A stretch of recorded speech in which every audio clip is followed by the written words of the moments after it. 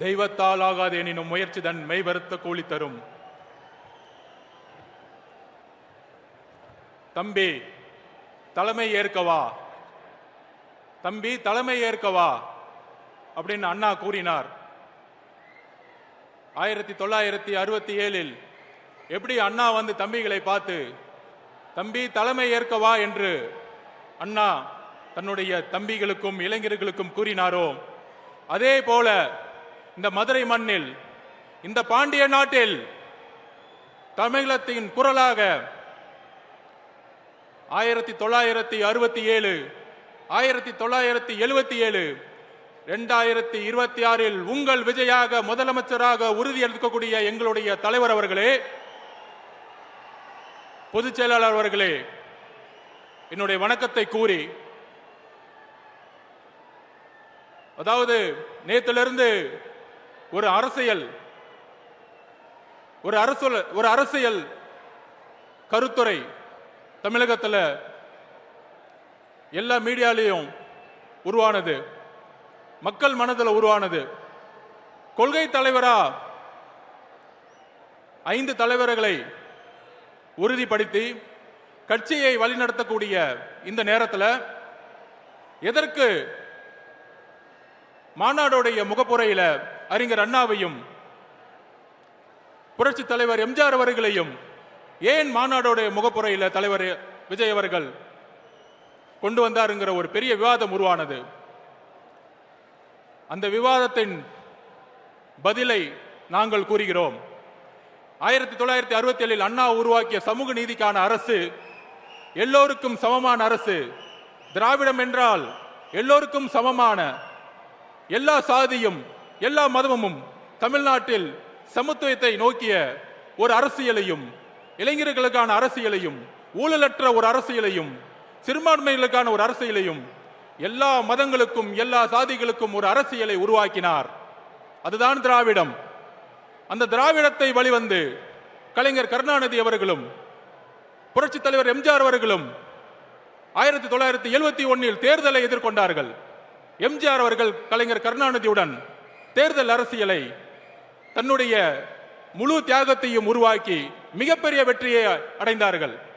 ஆனால் 1971 மிகப்பெரிய வெற்றி பெற்ற பிறகு அண்ணா உருவாக்கிய கொள்கையிலிருந்து, சமூக நீதியிலிருந்து, ஊழலற்ற ஆட்சியிலிருந்து தன்னுடைய குடும்பத்திற்கான கட்சியாக கலைஞர் கருணாநிதி அவர்கள் மாற்றிய பொழுது அன்றைக்கு குரல் கொடுத்தார்.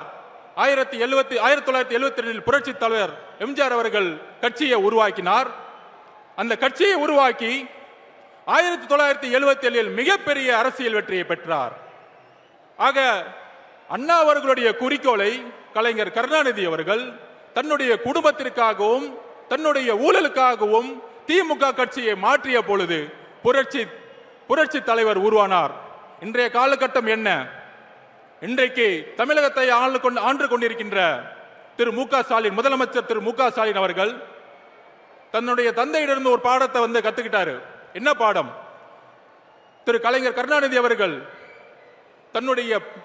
தன்னை சுத்தி இருக்கக்கூடிய ஒரு 10 குடும்பத்துக்கும் சேர்த்து ஒரு மிகப்பெரிய ஊழல் சாம்ராஜ்யம் உருவாக்கினார். ஆனா இன்னைக்கு மாண்புமிகு முதலமைச்சர் அவர்கள் அந்த 10 குடும்பத்தை ஒழிச்சு தன்னுடைய 2 குடும்பம், தன்னுடைய மருமகன், தன்னுடைய மகன் என்கின்ற ஒரு குடும்பமாக ஊழலை உருவாக்கி இன்னைக்கு ஒரு அரசியலை உருவாக்கி சமூக நீதியை மறந்து, அதாவது தமிழகத்தில் முதல்ல ஒரு அமெண்ட்மெண்ட் கொண்டு வந்தாங்க சோசியல் ஜஸ்டிஸ்க்காக. ஆனா இன்னைக்கு சாதிவாதி கணக்கெடுப்பு நடத்த மாட்டாரு. ஏன்னா அதுதான் பிஜேபியோடைய ஒரு உறவு. அதுக்கப்புறம் இன்னைக்கு ஊழல் மட்டுமே இருக்கக்கூடிய திரு முதல்வர் அவர்கள் சமூக நீதியை மறந்தாரு, சாதி அரசியலை உருவாக்கினாரு, ஊழலை உருவாக்கினாரு. இன்னைக்கு மதுரை மண்ணில் இருக்கக்கூடிய அமைச்சர் மூர்த்தி இருக்கிறாரு, இந்த மாநாட்டிற்கு எத்தனை தடைகளை உருவாக்கினார் தெரியுமா? அத்தனை தடைகளும் உடைச்சு இங்க நின்னுக்கிற கூட்டம் தான் நம்மளுடைய தமிழக வெற்றி கழகத்துடைய கூட்டம். இந்த மதுரை மண்ணுடைய பிடி பள்ளிகள் தியாகராஜன் சொன்னார், இந்த ஆட்சிக்கு வந்தவொடனே மருமகனும் மகனும் மிகப்பெரிய ஊழலை செஞ்சுட்டாங்கப்பா. அப்படி சொன்ன உண்மைக்காக இன்னைக்கு அமைச்சரவையிலிருந்து ஓரம் கட்டப்பட்டாரு. ஆனா இன்னைக்கு யாரு இருக்கா? இந்த மதுரை மண்ணிலிருந்து மூர்த்தி இருக்கிறார். மூர்த்தி என்ன சமூக நீதி காவலரா? ஏன் ஒட்டுமொத்த ஊழலையும் குடும்பத்துக்கு கொடுக்கக்கூடிய ஒரு அமைச்சர்களை தான் உருவாக்கி இருக்கிறாங்க.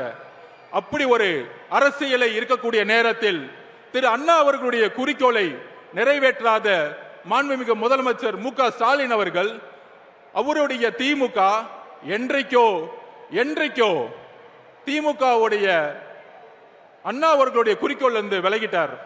அப்ப விலகும் பொழுது யார் அண்ணாவுடைய கொள்கைகளை இன்றைக்கு கடைபிடிக்க முடியும், நிர்வாகத்தில் கொண்டு வர முடியும்?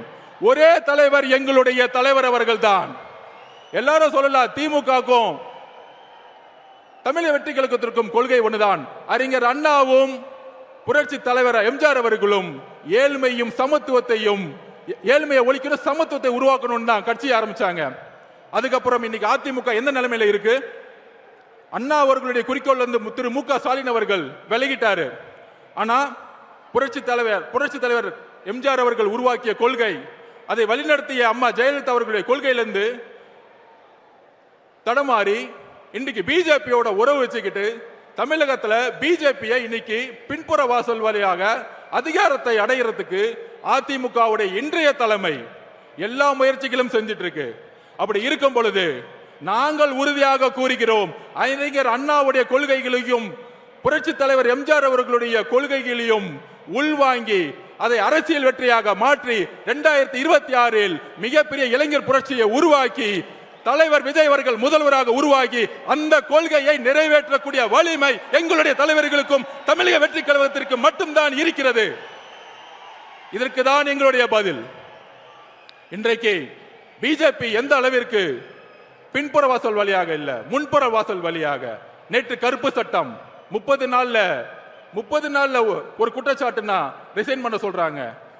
அந்த அளவிற்கு கருப்பு சட்டத்தை மாநில சுயாட்சிக்கு எதிராக பிஜேபி தன்னுடைய கொள்கைகளை உள்வாங்கி கொண்டிருக்கிறது. அண்ணா 1967 அண்ணா அவர்கள் கூறியது போல, தலைவர் அவர்களே தம்பிங்களை அலையுங்கள், தம்பி தலைமை ஏற்கவா, மன்னராட்சியை ஒழிக்க தம்பி தலைமை ஏற்கவா, மதுரை மண்ணிலிருந்து புறப்படுவோம்.